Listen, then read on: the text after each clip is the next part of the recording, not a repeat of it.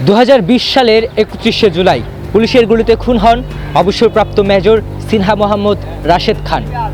2 বছরের বেশি বিচার কার্য শেষে পুলিশের বরখাস্ত হওয়া ওসি প্রদীপ ও টেকনাফ বাহাচড়ার পুলিশ ফাঁড়ির পরিদর্শক লিয়াকতকে মৃত্যুদণ্ড ও 6 জনকে যাবজ্জীবন কারাদণ্ড দেওয়া হয়। এখন এই চত্বরটিতে শুধুই স্মৃতি হয়ে বেঁচে আছে মেজর সিনহা।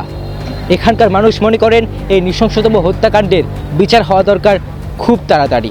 সিনহা রাশেদ খান তখন ছিলেন একটি ডকুমেন্টারি নির্মাণে ব্যস্ত। সহকর্মীদের নিয়ে ঘুরে ঘুরে কাজ করছিলেন বাংলাদেশের দক্ষিণাঞ্চলে, কিন্তু সেই যাত্রা শেষ হয় এক রক্তাক্ত অধ্যায়ে।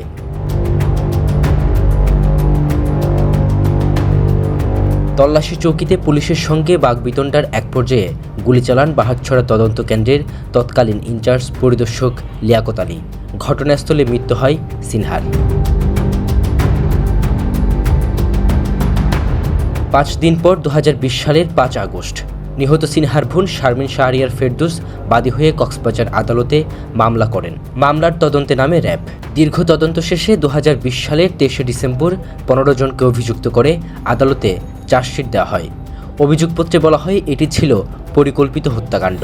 দীর্ঘ বিচারিক প্রক্রিয়া শেষে 2022 সালের 23 জানুয়ারি রায় দেন কক্সবাজার জেলা ও দায়রা জজ মোহাম্মদ ইসমাইল।